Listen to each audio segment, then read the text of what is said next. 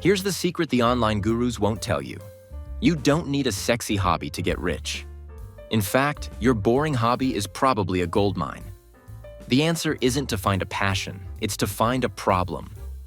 So, if you're ready to turn your quiet expertise into a quiet money printer, tap the like button and subscribe. Your future bank account will thank you. Most people chase digital product ideas like they're trying to catch a unicorn. They want something magical, groundbreaking, and revolutionary. Meanwhile, the real money is being made by the person selling a simple guide on how to fix the most annoying, boring, and persistent problems. In this video, I'm giving you a 3-step framework to go from my hobby is lame to I have a validated, profitable digital product idea by the end of this weekend. No fluff, no follow your bliss nonsense. Step 1. Become a problem detective, not a passion pusher. The first mistake everyone makes is asking, what am I passionate about? Let me tell you, passion is a terrible business partner.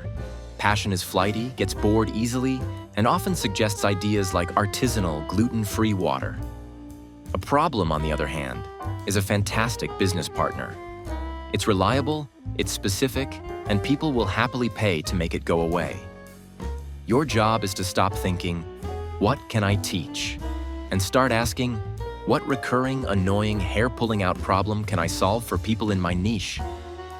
The shift is from, I'm good at Excel, to, I can solve the soul-crushing nightmare of monthly budgeting for freelancers who hate math.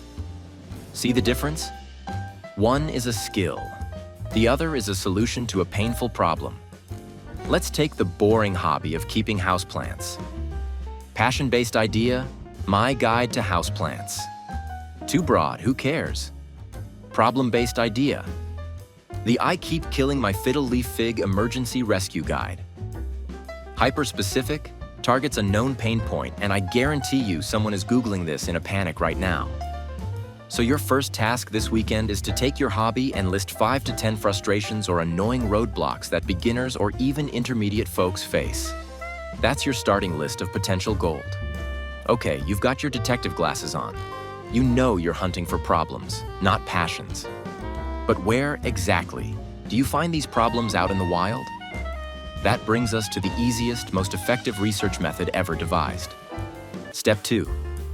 Eavesdrop at the digital watering hole.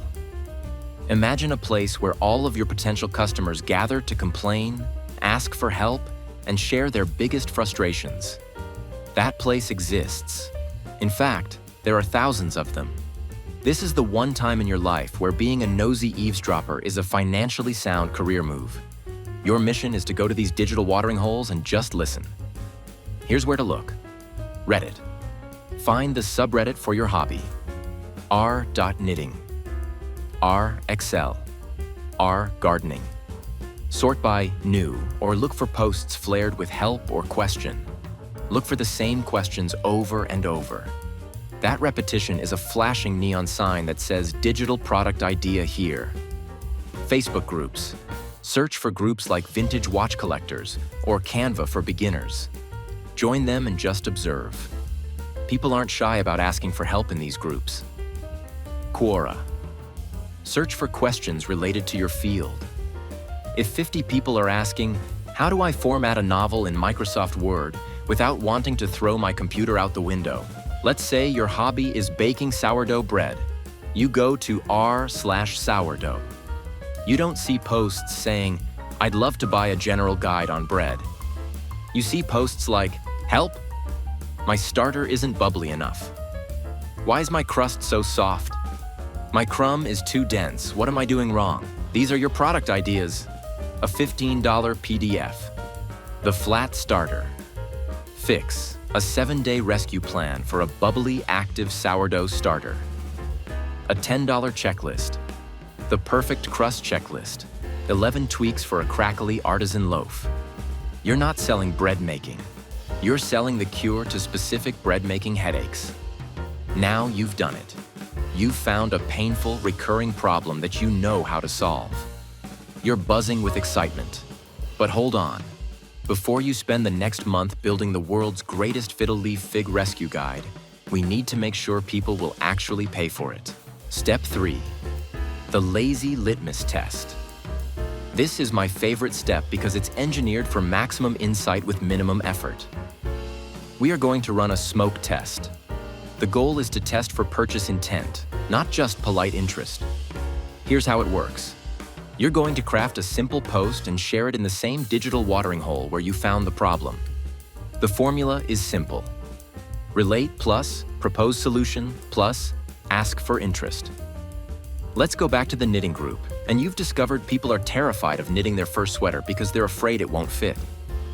You would post something like this. Hey everyone, I've seen a lot of questions from people nervous about knitting their first sweater, especially worried about getting the size right after all that work. I'm thinking of putting together a super simple digital toolkit called the No Fear First Sweater. It would include a simple pattern, video guides on how to take proper measurements, and a calculator to easily adjust the fit. Would something like that be helpful for any of you? Let me know if this is an idea worth pursuing. Now, you watch the comments like a hawk. Weak signal. Cool idea.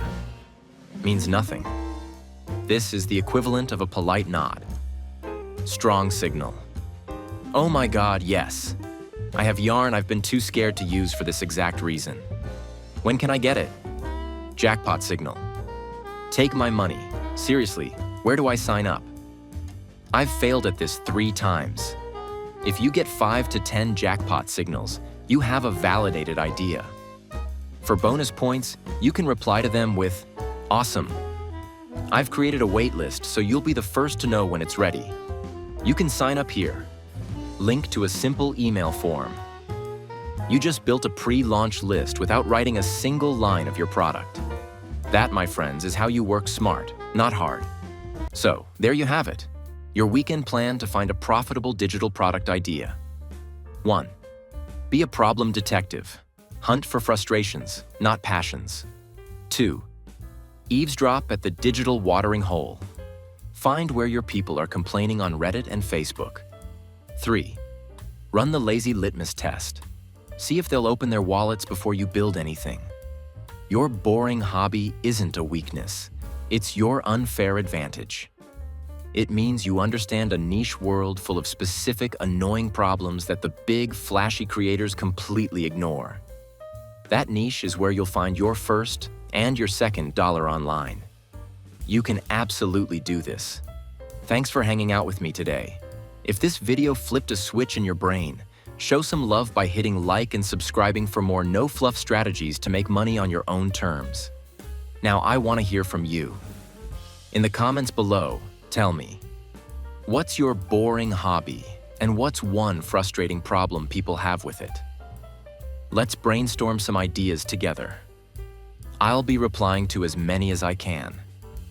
Until next time, stop chasing unicorns and start solving problems.